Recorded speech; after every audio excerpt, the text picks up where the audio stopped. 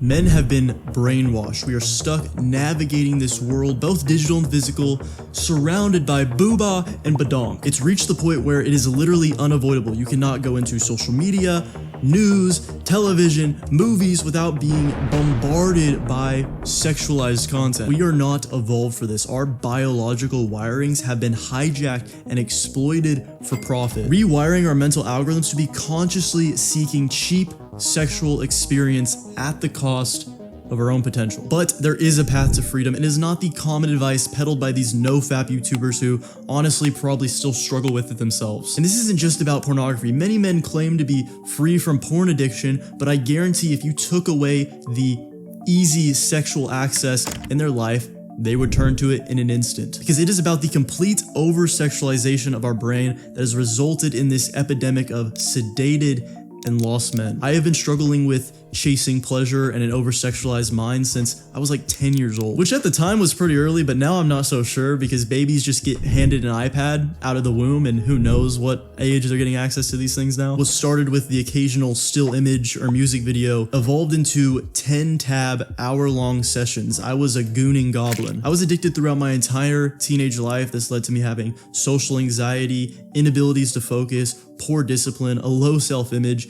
and a quiet desperation for sexual validation. Porn and media had me convinced that sexual release was the end goal for everything and that sex was this thing that could happen at any moment with anyone, so you better seek it out and be prepared. One time in high school during this senior party thing, we were doing a scavenger hunt and I was driving around with a group of my friends and I was sitting in the back with one of my female classmates. And I don't remember exactly what I did or said, but I remember the pain I felt when she turned to me, looked at me odd and said, "You're being weird." I immediately froze and closed it up because she was right. Because it wasn't the specific action I did or something I said, but rather this constant undertone of sexual intention that I was subconsciously projecting onto the majority of my social interactions with women, which in turn led me to struggle with women. This problem continued well after graduation, and even when I got into self-improvement and was cleaning up my habits, this was the last to go. But before we dive deeper, I know that if you clicked on this video, you need to hear this. It is not your fault.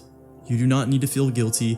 You are indeed not a monster. We had no idea of the long-term ramifications when we got ourselves into this. And do not make the mistake of viewing your sexual energy as bad, because I'll explain later in this video, it is one of the most powerful forces we have if we know how to use it properly. But first, we have to gain control over our sexualized brain, because if not, it is the path of just suffering the rest of your life. Because one, it literally alters your reality. How you view women, how you view sexual encounters is completely nonsensical. And whether you like it or not, it will cause you to unconsciously repel high-quality women from your life. Two, it literally sedates you because you are constantly acting on your urges and expelling this sexual energy, exploiting your brain's most intense reward system and creating this self-destruction feedback loop. And it will cause you to sacrifice your health, sacrifice your life purpose, to go out and chase cheap sex or spend your nights at home on the hub. And lastly, because of the nature of dopamine, you are going to enter this downward spiral, this funnel that may start with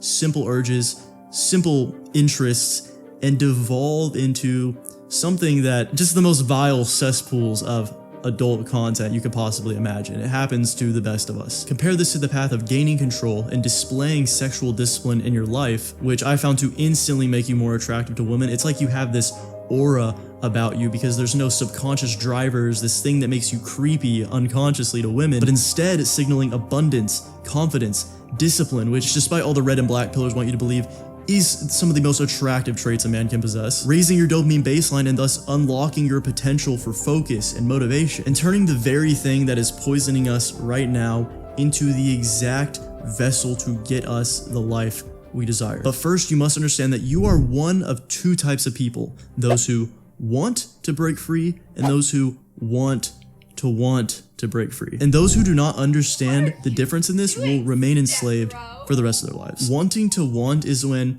you probably have this idea that porn is bad. You think it'd be nice to go without it, but you never actually will. You continue to use it for the cheap pleasure and escape that it provides. You lie to yourself. You say you want to quit. You make little efforts here and there, but you always go back to it. I had a student who went through my mental mastery protocol and quit pornography for around a month and a half and thought that he was done, thought he wanted to quit, and thus he quit. But as soon as he entered a part of his life that presented emotional trials, he immediately turned back to pornography. Truly wanting to be free is when you possess a strong enough why, a strong enough reasoning to do so. For some, it may just be understanding truly how bad the effects of pornography and casual sex, instant gratification is on the brain, and that's more than enough reasoning to compel them, but that's a minority of people. For some, they may find that why in wanting to be a better partner, a better husband, a better father. For some, including myself, it is that you know that it is bottlenecking your potential to achieve the life and the success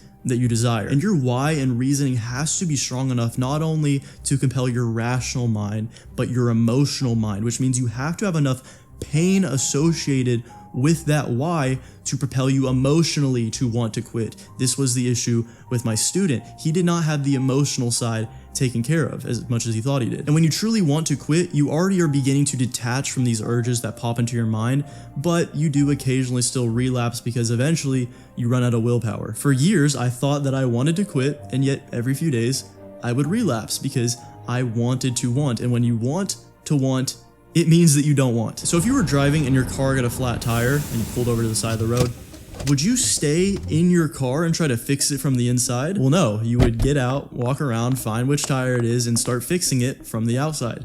It's the same with our minds. Therefore, in order to fix this, we must develop the skill of metacognition. This is essentially the ability to become aware of awareness, the ability to think about thoughts. This is going to allow you to get a pulled back perspective on your mind so that you can deeply understand your thought processes. And only then will you begin to notice the patterns and systems that compel you to do these dirty deeds, as well as develop the ability to detect and detach from urges the moment they appear in your mind. And the best way to build the skill of metacognition is through a very specific type of meditation. So I've included a free 5-day guide in the description. This alone was enough to get me from going every single day to every couple days. And I know what you're thinking, because studies show that people tend to overestimate their skills and abilities. Do not think you can skip this. This is necessary to make all of the following steps effective. But even when I began to be more aware of my thoughts and my urges, I still relapsed pretty frequently. I was still using my partner to quell these urges because my subconscious mind was still fully wired to pursue these things. Therefore, it was like I was paddling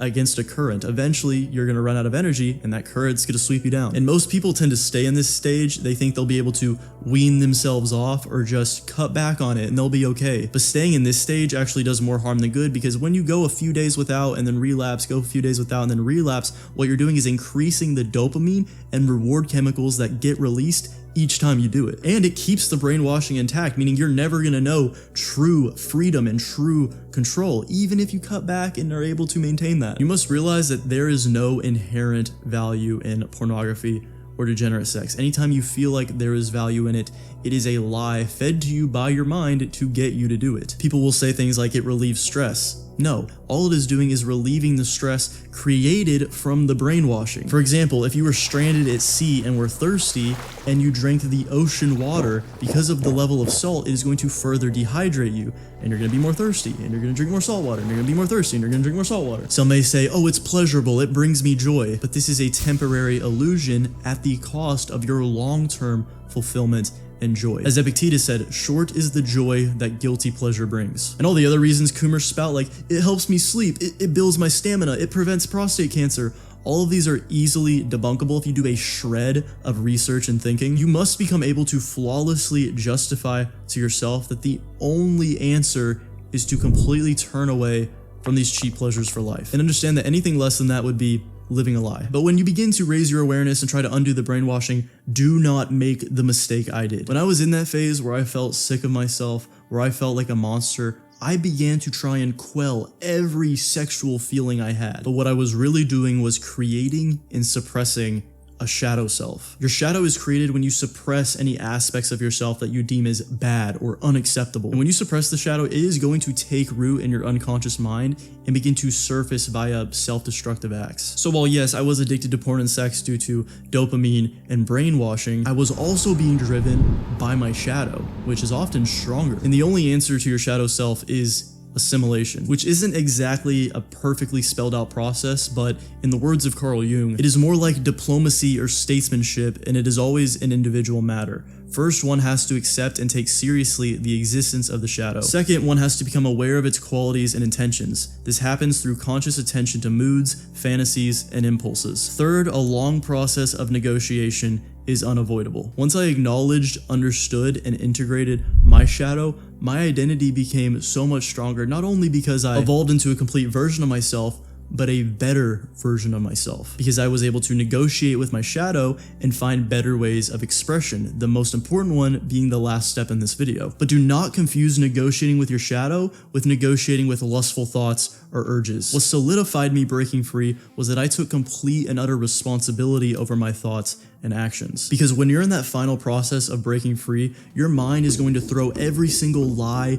and urge it possibly can at you. Because you are literally killing off your past identity, the past version of yourself, and all of the mental wiring associated with that. But unfortunately, until it's fully gone, your brain is going to fight for its survival. And after super long nofap streaks, this is what would get me to relapse, because I would tolerate these thoughts appearing, and instead of just immediately disassociating from them, I would negotiate with them. I would let them linger in my mind, which would eventually lead to a little peak, and then another one, and pushing further and further and further until I was back in the slums of Coomerville. You must adopt the mindset that the moment you tolerate that voice or give into its suggestion, you've already relapsed and allowed the current programming to remain in power. Now, anytime I get these, I immediately react with disgust and hate. I don't see these thoughts as mine because I understand that they are the dying breaths of something that would have destroyed my life. But once you do all that, not only will you gain the benefits of breaking free and the mental control, but you will gain access to the most powerful force